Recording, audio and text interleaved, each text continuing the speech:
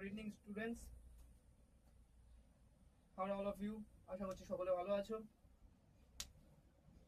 আজকে আমরা যে টেন্সটা আগের দিন করিয়েছিলাম, আজকে তার সেকেন্ড ক্লাস। ফার্স্ট ক্লাসটা ডেসক্রিপশন বক্সে দিয়ে দেওয়া হবে, লিঙ্কটা তোমরা দেখে নিও। আর আমরা চলো টেন্সটা শুরু করি।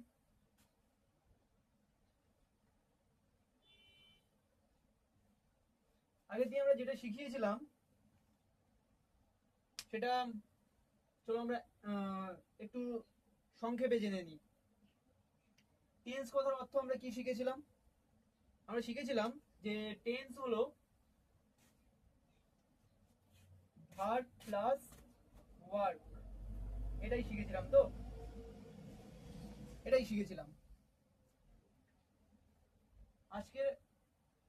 আর আমরা সেটা বলেও ছিলাম যে যে কোনো ভার্ব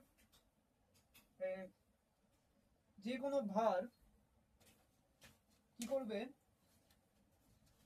দুটোকে বোঝাবে একসঙ্গে। সরি, এটা টাইম হবে, টাইম প্লাস ওয়ার্ক। যে কোনো মেন ভার্ব এই দুটো জিনিসকে বোঝাবে, একটা টাইম একটা ওয়ার্ক, তাই তো? যেমন গোজ, এটা কি বোঝাচ্ছে? যেটা প্রেজেন্ট ইনডিফিনাইট টেন্সে হয়েছে, টাইমও বোঝাচ্ছে আবার ওয়ার্কও বোঝাচ্ছে, যাওয়া বোঝাচ্ছে। যেমন ডিড, এটা আমাদের বুঝতে হবে যেটা পাস্ট টেন্সে হয়েছে, কোনো কিছু করেছিল বোঝাচ্ছে। তাই এটাও দুটোকেই বোঝাচ্ছে, টাইমও বোঝাচ্ছে পাস্ট টেন্স, আর ওয়ার্কও বোঝাচ্ছে, কোনো কিছু করা বোঝাচ্ছে। তা চলো এবার পরে শুরু করি। টেন্সকে আমরা কয় ভাগে ভাগ করেছিলাম? টেন্সকে আমরা 3 ভাগে ভাগ করেছিলাম, নিশ্চয়ই মনে আছে আগের ক্লাসটা। টেন্সকে আমরা কয় ভাগ করেছিলাম? 3 ভাগে। একটা হলো প্রেজেন্ট টেন্স, একটা হলো পাস্ট টেন্স, আর একটা হলো ফিউচার টেন্স। আবার এই যে প্রত্যেকটা টেন্সকে আমরা 4 ভাগে ভাগ করতে পারি। প্রত্যেকটা টেন্সকে আমরা কয় ভাগ করতে পারি? 4 ভাগে ভাগ করতে পারি।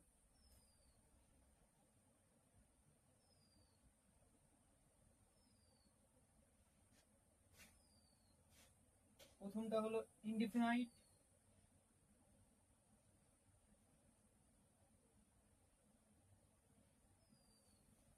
সেকেন্ডটা হলো কন্টিনিউয়াস,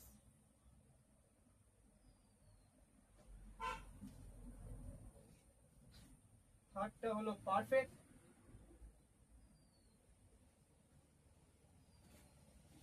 আর লাস্ট যেটা আছে সেটা হলো পারফেক্ট কন্টিনিউয়াস।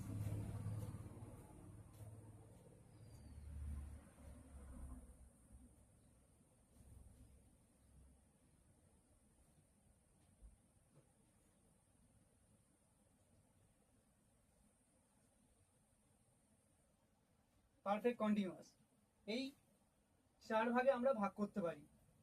অর্থাৎ প্রেজেন্টে টেন্সকে ওই 4 ভাগে, পাস্ট টেন্সকে ওই 4 ভাগে, ফিউচার টেন্সকে ওই 4 ভাগে ভাগ করতে পারি।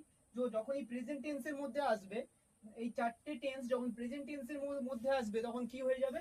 তখন প্রেজেন্ট ইনডিফিনাইট, তখন প্রেজেন্ট ইনডিফিনাইট হয়ে যাবে, প্রেজেন্ট কন্টিনিউয়াস হয়ে যাবে, প্রেজেন্ট পারফেক্ট হয়ে যাবে, প্রেজেন্ট পারফেক্ট কন্টিনিউয়াস হয়ে যাবে। আবার যখন পাস্টের মধ্যে আসবে, যখন পাস্ট ইনডিফিনাইট হয়ে যাবে, পাস্ট কন্টিনিউয়াস হয়ে যাবে, পাস্ট পারফেক্ট হয়ে যাবে, পাস্ট পারফেক্ট কন্টিনিউয়াস হয়ে যাবে। আর যখন ফিউচারের মধ্যে আসবে তখন ফিউচার ইনডিফিনাইট হয়ে যাবে, ফিউচার কন্টিনিউয়াস হয়ে যাবে, ফিউচার পারফেক্ট হয়ে যাবে, ফিউচার পারফেক্ট কন্টিনিউয়াস হয়ে যাবে। মানে এইভাবে 4টে টেন্স এই 3টে টেন্সের মধ্যে সবকটার মধ্যে আসবেই। তোমাদেরকে আরো একবার বলে দিচ্ছি, যারা ইতিমধ্যে আমাদের ক্লাসগুলো রেগুলার দেখছো তারা নিশ্চয়ই বুঝতে পেরেছো যে আমরা নতুন স্টার্ট করেছি এবং অনেক কিছু বাইরের শব্দ আসছে, বিভিন্ন গাড়ির শব্দ আসছে, আর অনেক কিছু শব্দ আসছে, সকলে মানিয়ে নিচ্ছ। আর যারা নতুন দেখছো তাদের জন্য আরেকবার এই কথাটা আমি বলে দিলাম, সকলে একটু মানিয়ে নিও আর সাপোর্ট করো আমাদেরকে। তো আজকে আমরা যেটা শেখাবো সেটা হলো indefinite, present indefinite, present indefinite tense. তো প্রেজেন্ট ইনডিফিনাইট টেন্সটা কি? প্রেজেন্ট ইনডিফিনাইট টেন্সটা আমি আগের দিনও ক্লাসে বলেছিলাম যে যখনই আমরা কোনো কিছু শিখবো, সবকিছু শেখার আগে তার নামটা আগে আমরা জানবো। সেই নামটা সম্পর্কে আমাদের একটা ধারণা থাকতে হবে। যেরকম আমরা টেন্সেরটা জেনেছিলাম, ওটা ক্রিয়ার কাল, সেটা থেকে আমরা ডিসকাশন করেছিলাম যে ক্রিয়ার কালটা কি। আজকে আমি আর ওই ব্যাপারে যাব না, তাহলে ভিডিওর ডিউরেশনটা অনেক বেড়ে যাবে। তোমরা যারা ওই ক্লাসটা দেখতে চাইছো তাদের লিঙ্কটা ডেসক্রিপশনে দেওয়া হবে, তোমরা গিয়ে দেখে নিতে পারো। তো আজকে আমরা যেটা শিখবো সেটা প্রেজেন্ট ইনডিফিনাইট টেন্সটা আমরা শিখবো। আমরা বলেছিলাম কোনো কিছু শেখার আগে নামটা জানতে হবে। তো নামের মধ্যে কি বলছে দেখো, ইনডিফিনাইট। ইনডিফিনাইটে কোথা থেকে এসছে? ডেফিনাইট শব্দটা থেকে এসছে। ডেফিনাইট শব্দটার মানে কি? ডেফিনাইট শব্দটার মানে নিশ্চয়ই আমার বলে দিতে হবে না, তোমরা নিশ্চয়ই ইতিমধ্যে জানো যে ডেফিনাইট শব্দটার মানে হলো নির্দিষ্ট। ডেফিনাইট শব্দটার মানে কি হলো? নির্দিষ্ট। আর তাহলে ইনডিফিনাইট শব্দটার মানে কি হবে? ইনডিফিনাইট ওর অপোজিট ওয়ার্ড। যখনই আমি এটা বললাম যে ডেফিনাইট শব্দটির অপোজিট ওয়ার্ড ইনডিফিনাইট, তখনই তোমরা আমাকে হাত তুলে বললে যে স্যার আমরা এটা জানি, ইনডিফিনাইট মানে হলো অনির্দিষ্ট। তাহলে তোমরা এটাই বলবে তখন। তাহলে ইনডিফিনাইট মানে কি হলো? ইনডিফিনাইট মানে হলো অনির্দিষ্ট। মানে এই যে indefinite tense, present indefinite tense, এখানে অনেক কিছু, যে সমস্ত কিছু বর্তমানকালে সবসময় হয়ে থাকে, সবসময় হয়ে থাকে, সেইগুলো ইনডিফিনাইট টেন্সের মধ্যে হবে। ভালোভাবে বলতে গেলে যে সমস্ত কিছু বর্তমানকালে নিয়মিত ঘটে থাকে, ধরো আমি খাই, আমি পড়ি, আমি যাই, এগুলো সব নিয়মিত ঘটে, এইগুলো সব ইনডিফিনাইট টেন্সের মধ্যে পড়বে। নিয়মিত ঘটে, এইগুলো সবকটাই নিয়মিত ঘটে, তো এইগুলো কি হয়? ইনডিফিনাইট টেন্সের মধ্যে পড়বে। অনির্দিষ্ট বলছে মানে এরকম নির্দিষ্ট কিচ্ছু নেই, নির্দিষ্ট কোনো প্রেজেন্ট টেন্সের মধ্যেই তো হয়, কিন্তু নির্দিষ্ট কোনো সীমারেখা করে দেওয়া হয়নি যে এ অত দূর পর্যন্ত যেতে পারবে, ওইরকম কোনো নির্দিষ্ট সীমারেখা করে দেওয়া হয়নি। ধরো আমাদের ভারত আর পাকিস্তানের মধ্যে একটা বর্ডার দেওয়া আছে, বর্ডারটাকে বলে দেওয়া হয়েছে ভারতের মানুষরা এই বর্ডারের ওইদিকে যেতে পারবে না, পাকিস্তানের মানুষরা বর্ডার এইদিকে আসতে পারবে না। সেই রকমই এই যে ইনডিফিনাইট, প্রেজেন্ট ইনডিফিনাইট টেন্স, এই যে ডিফিনাইট টেন্সের কোনো সীমারেখা দিয়ে দেওয়া হয়নি। মানে প্রেজেন্ট টেন্সে কোনো কিছু নিয়মিত ঘটলেই সেটা আমাদের ধরে নিতে হবে ইনডিফিনাইট টেন্স। বোঝাতে পারলাম? তো চলো এবার ইনডিফিনাইট টেন্স, কোনো কিছু জিনিসের একটা স্ট্রাকচার থাকে। ইনডিফিনাইট টেন্স তো আমি বললাম, ইনডিফিনাইট টেন্সের একটা নির্দিষ্ট একটা স্ট্রাকচার আছে। যে কোনো জিনিস বলো, সমস্ত জিনিসের একটা স্ট্রাকচার তো থাকবেই। সেরকমই প্রেজেন্ট ইনডিফিনাইট টেন্সেরও একটা স্ট্রাকচার আছে। স্ট্রাকচারটা কি? স্ট্রাকচারটা কি? প্রথমে আমরা জানি ইংলিশে প্রথমে সাবজেক্ট আসে, সাবজেক্ট, তারপরে ভার্ব আসবে, মেন ভার্ব, এস ইএস হবে, আর অবজেক্টটাও হবে, অবজেক্টটাও হবে। এইটা আমরা জানি, এই সাবজেক্ট ভার্ব অবজেক্ট এইটা আমরা জানি, কিন্তু এস অথবা ইএস এইটা কি, এটা নিয়ে আমরা আলোচনা করব। তবে আগে আমরা স্ট্রাকচারটা সম্পর্কে জেনে নিই ভালো করে, তাহলে এটা সম্পর্কে একটু পরে আসছি। এই যে সাবজেক্ট আমরা নিশ্চয়ই জানি। ধরো আমরা বলছি যে আমি ভাত খাই, আমি ভাত খাই, তাহলে কি হবে এখানে? আমি ভাত খাই, আই, সাবজেক্ট, এখানে সাবজেক্টকে আই, খাইটা ভার্ব, তাহলে ভার্ব খাই ইংলিশ ইট, ইট, ভাত ইংলিশ রাইস, তাহলে আমি ভাত খাই। দেখো এই স্ট্রাকচার অনুযায়ী হয়েছে। তো তোমরা তো আমার বলবে যে স্যার তাহলে ইএসটা কি, এস অথবা ইএস এটা কি? তাহলে এর মধ্যে তো আসেনি, এটা এর মধ্যে কোথাও ইএস এসেছে? আসেনি তো। এই এস অথবা ইএস এই ব্যাপারটা আমরা পরে আসছি। আগে দেখো এখানে, দেখো পরের যে বাক্যটা লিখছি তার মধ্যে দেখো, পরে একটা বাক্য লিখছি আমি যে সে ভাত খায়, সে ভাত খায়, তাহলে হি দিলাম। খাইটা কি, আগেও বলেছি আমরা ইট মানে খাই। ভাত ইংলিশ রাইস, কিন্তু এখানে একটু পরিবর্তন হবে, এর সঙ্গে এখানে একটু পরিবর্তন হবে, এখানে এস হবে। কেন হবে এবার তোমরা আমাকে বলবে স্যার এই বাক্যতে হয়নি, কিন্তু এই বাক্যতে কেন হচ্ছে? নিয়ম আছে। সেটা নিয়মটা কি? এটা জানতে গেলে আমাদের নাম্বার, আর আমাদের তো নাম্বার জানতে হবে, এটা জানতে গেলে নাম্বার আর পার্সেন্ট এই দুটো জিনিস আমাদেরকে জানতে হবে। দুটো জিনিস আমাদেরকে অবশ্যই জানতে হবে, যে নাম্বার আর পার্সেন্ট। তাহলে চলো এই দেখো, এখানে আমি নাম্বার আর পার্সেন্টের একটা স্ট্রাকচার করে দিচ্ছি।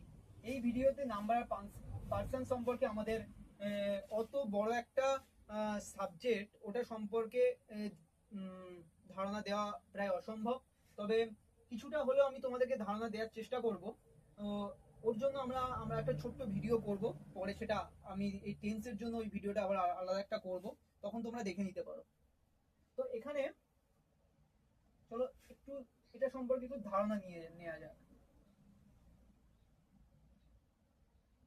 তো নাম্বারকে দুই ভাগে ভাগ করা হয়, সেটা আমরা হয়তো অনেকেই জানি, আবার হয়তো অনেকে জানি না।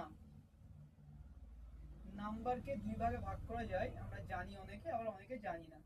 একটা হলো সিঙ্গুলার নাম্বার, একটা হলো প্লুরাল নাম্বার। ঠিক আছে, সিঙ্গুলার নাম্বার আর প্লুরাল নাম্বার। সিঙ্গুলারটা কি, মানে এক বচন, কোনো কিছু একটাকেই বোঝালে সিঙ্গুলার, আর প্লুরালটা হলো অনেকগুলোকে বোঝালেই প্লুরাল হয়ে যাবে। আবার পার্সন আছে, পার্সনটা আমরা দেখা যাক। পার্সেন্টে কি, এখানে দেখো তিনটে আছে percent, first percent, second percent, third percent. এটা সম্পর্কে আমরা পরের ভিডিওতে বলবো, পরে একটা ভিডিও আনবে সেখানে বলবো, এখানে অত ডিটেলসে আমি যাচ্ছি না, তাহলে আমরা মেন সাবজেক্ট থেকে দূরে সরে যাব।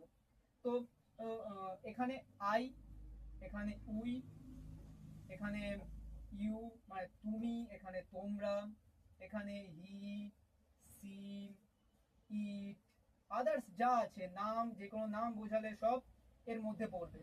আর আর এখানে দে।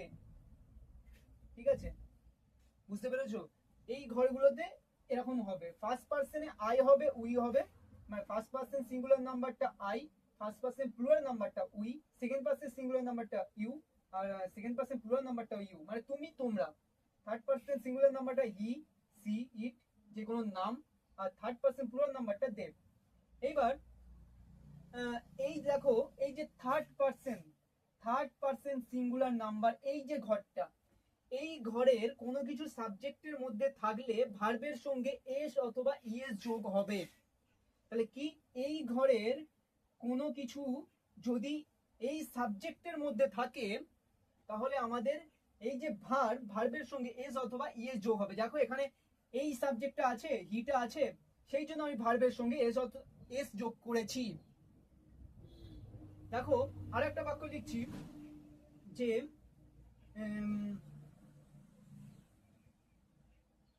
যে ছেলেটি গাড়ি চালায়,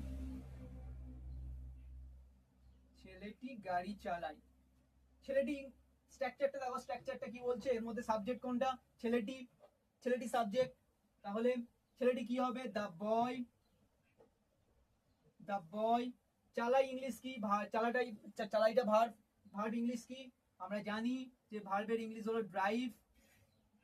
গাড়ি ইংলিশ কি সেটাও জানি আমরা, কার। তাহলে এই যে ড্রাইভের সঙ্গে এস যোগ হবে, এস যোগ হলো। দেখো এখানে কি থার্ড পার্সন সিঙ্গুলার নাম্বার আছে, আমরা বলেছিলাম আয়ের মধ্যে কি এখানে আছে? আই নেই। এখানে উই আছে, উই নেই। ইউ আছে, ইউ নেই। দে আছে, দে নেই। তাহলে আমরা ধরে নিতে পারি যে এটা third person singular number. Third person singular number হলেই ভার্বের সঙ্গে এস অথবা ইএস যোগ হবে। এতটুকু ক্লিয়ার হয়েছে? আমি কি বোঝাতে পারলাম? যদি কিছু বুঝতে না পারো তাহলে অবশ্যই আমাকে আমাদের কমেন্ট বক্সে কমেন্ট করে জানাবে যে স্যার এটা আমরা বুঝতে পারছি না, তাহলে সেটা নিয়ে আমরা পরের ভিডিওতে আরো ভালোভাবে ডিসকাশন করে বোঝাতে পারবো। এইবার তোমরা আমাকে বলবে যে স্যার এই এস অথবা ইএস এর চক্করটা কি, এস অথবা ইএস এর চক্করটা কি, আমরা তো বুঝতে পারছি না কোথায় ইএস বসবে কোথায় ইএস বসবে, এটা তো বুঝতে পারছি না। আমরা তো বুঝতে পারলাম যে ভার্বের থার্ড পারসন সিঙ্গুলার নাম্বার হলেই ভার্বের সঙ্গে এস অথবা ইএস যোগ হবে, কিন্তু এস অথবা ইএসটা কোথায় বসবে, কোথায় এস বসবে আর কোথায় ইএস বসবে সেটা আমরা তো বুঝতে পারছি না ঠিক। তাহলে চলো এটার জন্য একটা আলাদা ছক করা যাক, এটার জন্য একটা আলাদা ছক করে বোঝানো যাক।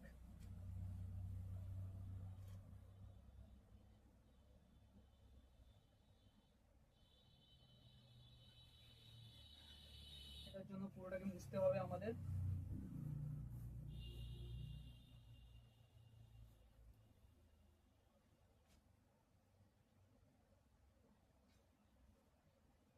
দেখো এস অথবা ইএস এর একটা নিয়ম আছে, নিয়মটা দেখো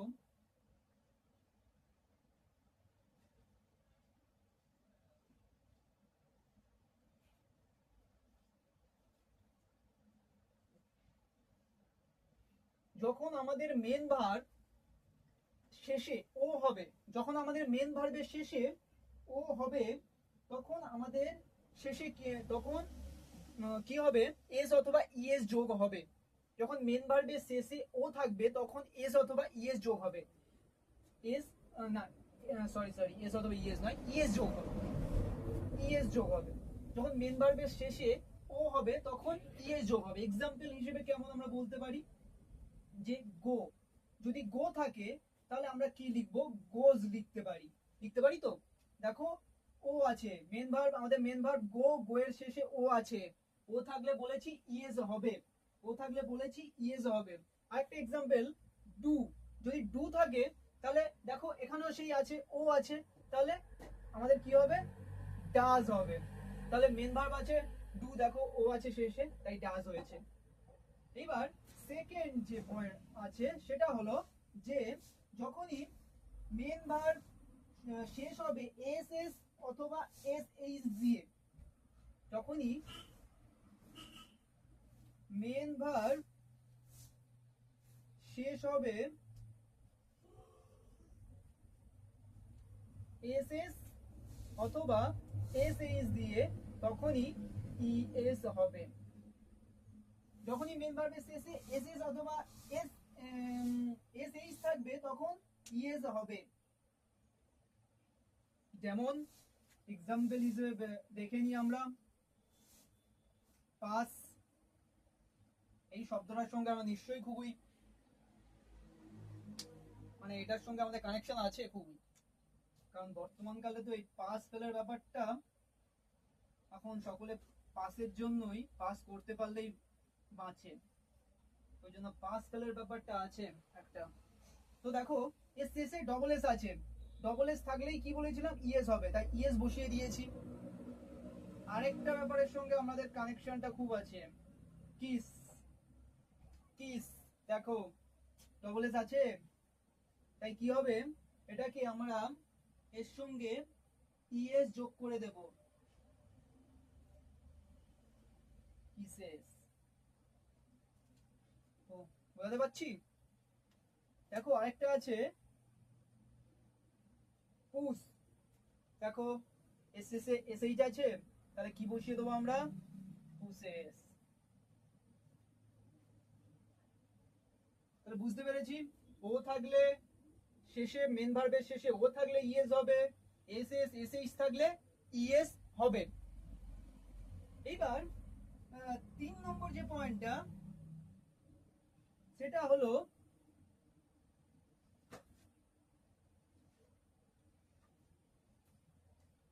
consonant plus Y, consonant plus Y. এইবার তোমরা আমাকে বলবে যে স্যার এইটা কিরকম ব্যাপার, consonant plus Y, consonant plus Y এর ব্যাপারটা কি। কনসোনেন্ট প্লাস ওয়াইটা মানে হলো দেখো এক্সাম্পলটা দেখো, এখানে দেখলে বুঝতে পারবে যে ক্রাই, ক্রাই শব্দটা দেখো, ক্রাই কনসোনান্ট আছে, এখানে কনসোনান্ট আছে, তার সঙ্গে ওয়াই আছে, দেখো ওয়াই আছে, কনসোনান্ট আছে, ওয়াই এর আগে কনসোনান্ট আছে আর তার সঙ্গে ওয়াই আছে, ক্রাই। তাহলে এটা যখন আমরা এটার সঙ্গে বলেছি ইএস যোগ হবে, কিন্তু ইএস কি আমরা কি এরকম লিখে দেবো সি আর ওয়াই ইএস, এরকম লিখতে পারবো না। কারণ যখনই আমাদের ওয়াই থাকবে তখনই এই যে ওয়াইটা আছে, ওয়াই এর পরিবর্তে আই হবে, আই হয়ে কি হবে ক্রাইস হয়ে যাবে, আই হয়ে ক্রাইস হয়ে যাবে। সেরকমই আরেকটা লিখতে পারি ট্রাই, ট্রাই। তাহলে এটা কি হবে, এক্ষুনি বোঝালাম, নিশ্চয়ই ভুল হবে না। তাহলে তোমরা তো হাত তুলে বলে দিতে পারবে যে স্যার এখানে ট্রাই, ট্রাইয়ের ওয়াইয়ের ওয়াইটা উঠে যাবে, গিয়ে আই বসবে, তারপরে ইএস হয়ে যাবে। তাহলে বুঝতে পেরেছো, কনসোনেন্ট প্লাস ওয়াই থাকলে ইএস হবে। এবার বাকি যা থাকবে তার ক্ষেত্রে এস হবে, বাকি যা থাকবে সেগুলোর ক্ষেত্রে এস হবে, বাকি যা থাকবে সেগুলোর ক্ষেত্রে এস হবে। তবে এস তো হবে, কিন্তু আমি তবু আরেকটা জিনিস আমি বুঝিয়ে দিচ্ছি, ভাওয়েল প্লাস যদি ওয়াই থাকে, ভাওয়েল প্লাস যদি ওয়াই থাকে তখন কি হবে, তখন তোমরা আমাকে বলবে যে স্যার এ তো খুব সোজা ব্যাপার একদম, ওয়াইটা উঠে যাবে গিয়ে ইএস বসে যাবে। না, একদমই নয়, এখানে হবে না ওটা, এখানে এস হবে। কিভাবে হবে দেখো, সেভ এক্সাম্পল হিসেবে দেখো আমরা দিতে পারি সেভ, সেটা দেখো ওয়াই আছে, শেষে এ আছে, দেখো ভাওয়েল আছে, তো ভাওয়েল, দেখো ভাওয়েল আছে প্রথমে, তারপরে ওয়াই আছে। তাহলে কি হবে আমাদের, ওয়াই এর পরিবর্তে আমরা এটা পুরোটাকে বসিয়ে দেবো, কোনো এই আগেরটার মতো হবে না, পুরোটাকে বসিয়ে দিয়ে তার সঙ্গে এস যোগ করে দেবো। যদি এখানে যদি কিছু একটা অন্য ওয়ার্ড থাকতো, যদি কনসোনেন্ট থাকতো, তাহলে আমাদের এই কনসোনেন্টের এই যে জায়গাটায় তখন কিন্তু এইরকম হবে, কিন্তু এখানে যেহেতু ভাওয়েল আছে তাই এস হবে। আরেকটা আমরা বলতে পারি প্লে, বলতে পারি প্লে মানে খেলা করা। দেখো এখানেও সেই একই আছে, ভার্ব আছে, এই ভাওয়েল আছে, ওয়াই। তাহলে এটা কি হবে, তোমরা এক্ষুনি বলবে স্যার এটা তো প্লেস হবে, PLAYS প্লেস হবে। তাহলে বসিয়ে দিয়েছি। এইবার একটা ব্যাপারে আমি বলছি যে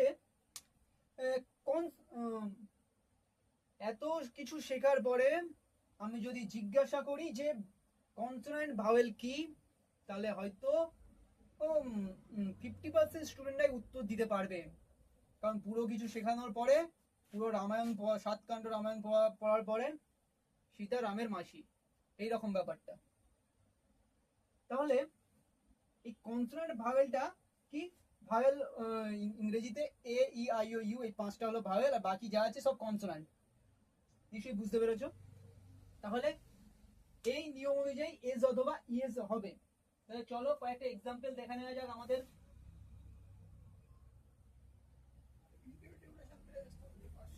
কয়েকটা এক্সাম্পল আমাদের দেখে নেওয়া যাক।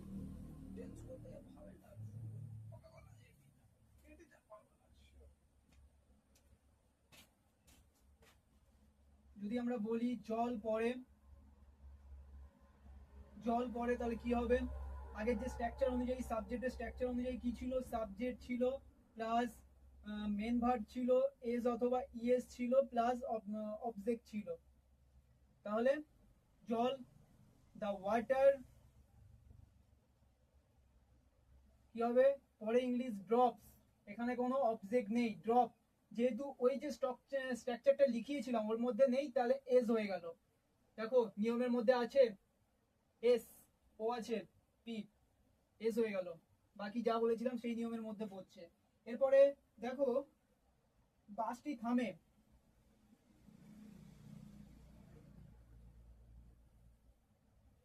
বাসটি থামে, তাহলে the bus stops, stops, the bus stops। এবার 3 নম্বর, আমি চেষ্টা করি, আমি চেষ্টা করি, আই ট্রাই। এইরকম ভাবে প্রেজেন্ট ইনডিফিনাইট টেন্সটা এইরকম ভাবে হবে। তাহলে তোমরা নিশ্চয়ই বুঝতে পেরেছো। আর যদি ভালো লেগে থাকে আমাদের এই ভিডিওগুলো, তাহলে লাইক করো, কমেন্ট করো, সাবস্ক্রাইব করো। যদি কোনো কিছু প্রশ্ন থেকে থাকে তাহলে আমাদের কমেন্টের মধ্যে জানাও, আমরা সেগুলোকে সলভ করার চেষ্টা করব। আর আমাদের ক্লজ সম্পর্কে অলরেডি ভিডিও এসেছে, আর আমাদের চ্যানেলে আরো অনেক ভিডিও এসেছে। শেক্সপিয়ার সম্পর্কে একটা কবিতাও চলে এসেছে, সেগুলো তোমরা আমাদের সব ডিসক্রিপশন বক্সে সব লিঙ্ক দিয়ে দেওয়া হবে, সবগুলোকে দেখে নিও। আর সকলে ভালো থেকো, stay safe and stay with Mahbub sir. চলো, টাটা।